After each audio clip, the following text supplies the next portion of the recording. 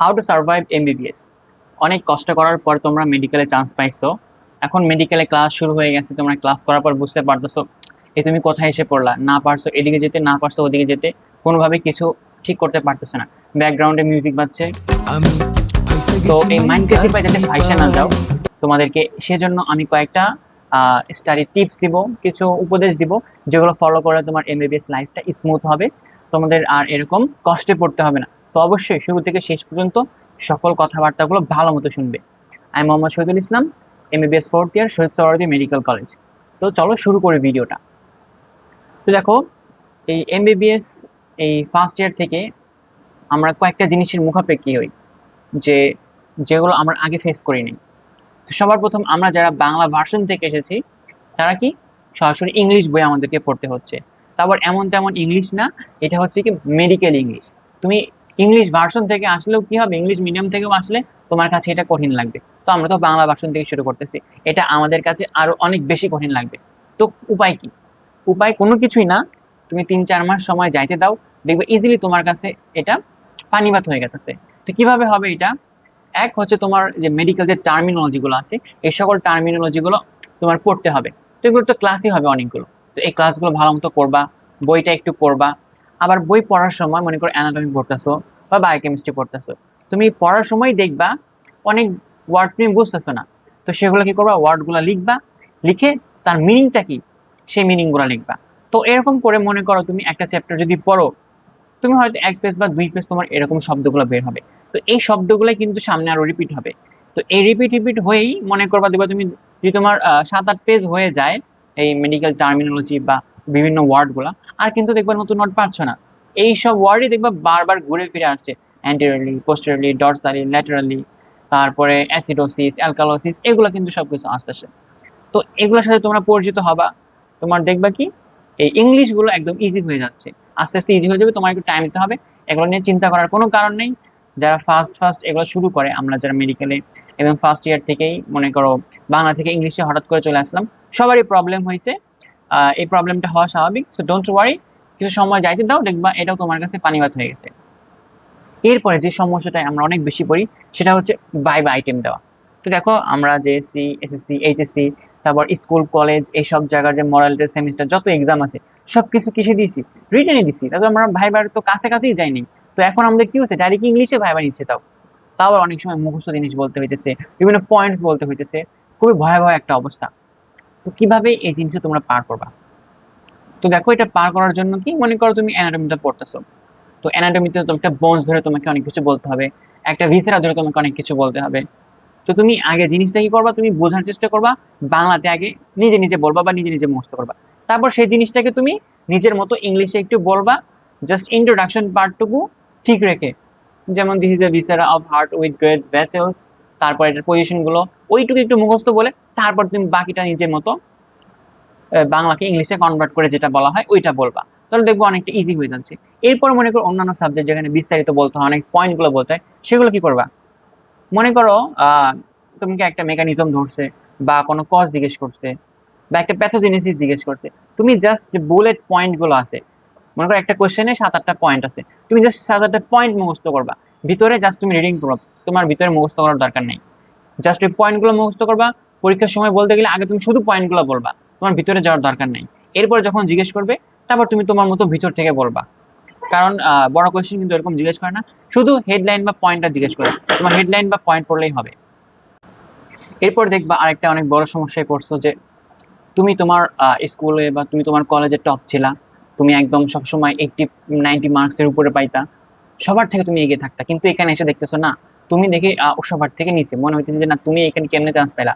সবাই তোমার থেকে অনেক বেশি বেশি পারে, অনেকে অল্প কিছুক্ষণ পড়লেই হয়ে যাচ্ছে, অনেকে মনে করো জাস্ট একটা সোর্স থেকে পড়তেছে, অনেকে 7-8টা সোর্স থেকে পড়তেছে, সবার পড়া হয়ে যাচ্ছে, বাট তোমার পড়া ওরকম হচ্ছে না। এটা হওয়া স্বাভাবিক প্রথম দিকে। তো মনে করো এটা কেন হয়, কারণ সবার ক্যাপাসিটি কিন্তু এক না, সবার পড়ার ধরন এক না। তুমি যেভাবে পড়ছো এখন কিন্তু সেরকম না, তোমার একটু অ্যাডাপ্ট হতে টাইম লাগবে। সো ডোন্ট ওয়ারি, তুমি তোমার মতো চালিয়ে যাও, দেখবা না তুমি আস্তে আস্তে তোমার একটা ফ্লোতে চলে আসছো, যে ফ্লোতে পড়লে তোমার কিন্তু হয়ে যাচ্ছে। তোমার এখন কি করা উচিত, যে তুমি নিজেকে আর কি বুঝতে চেষ্টা করো, যে তুমি কিভাবে পড়লে হচ্ছে।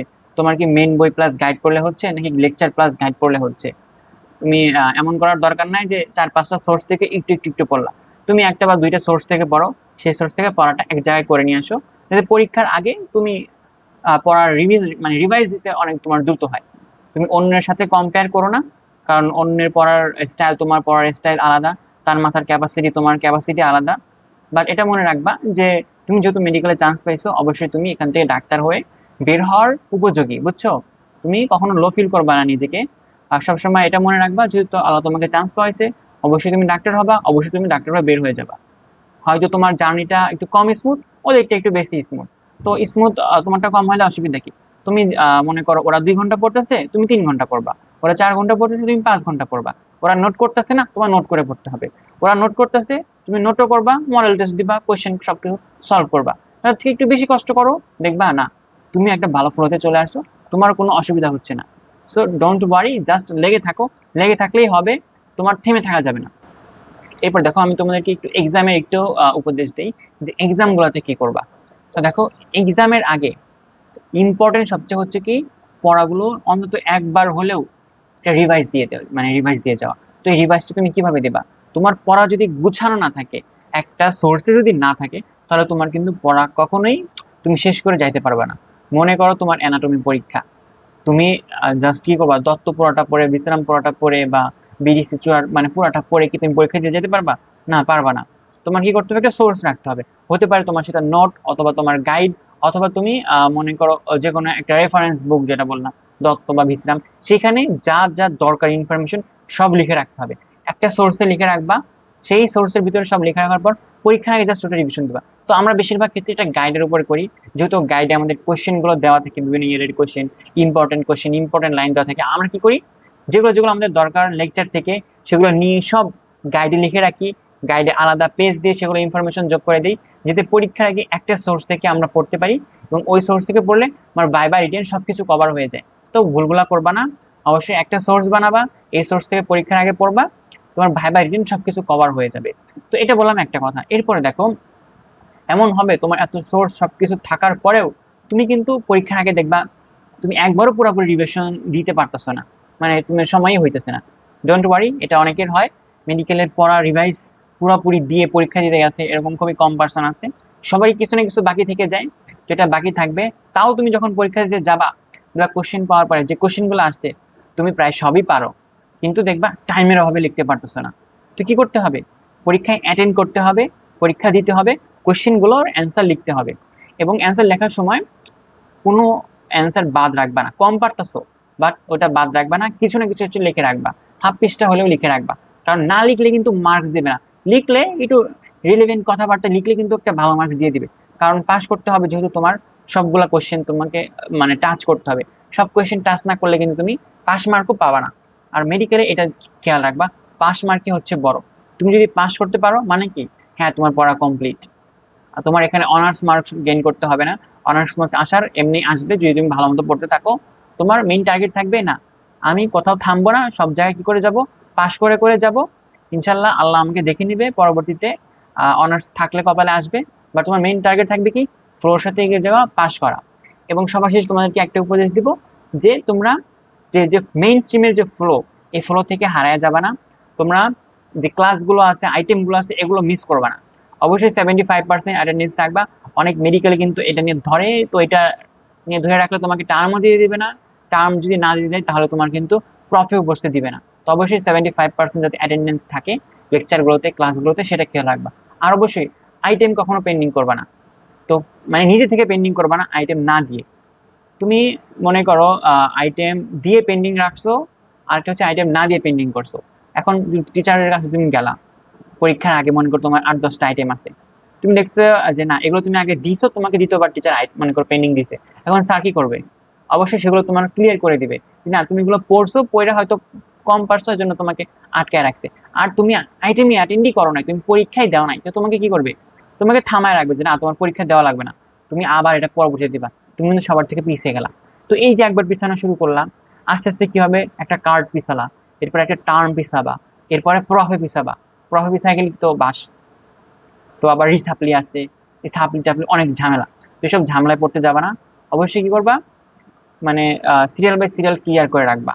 স্যারদের পিছে পিছে লেগে থাকবা যাতে আইটেমগুলো ক্লিয়ার করে নেয়। তো রেগুলার থাকবা, আইটেম মিস করবা না, আর পরীক্ষাগুলো ঠিক মতো দিবা, কম পারো অসুবিধা নেই, ক্লাসে যাবা, পরীক্ষা দিবা, হয়ে যাবে ইনশাল্লাহ। আমরাও পাস করবো, তোমরাও পাস করবা, সবাই ইনশাল্লাহ। আল্লাহর রহমতে ভালো থাকবো। সো ডোন্ট ওয়ারি, সবাই লেগে থাকো। That's it.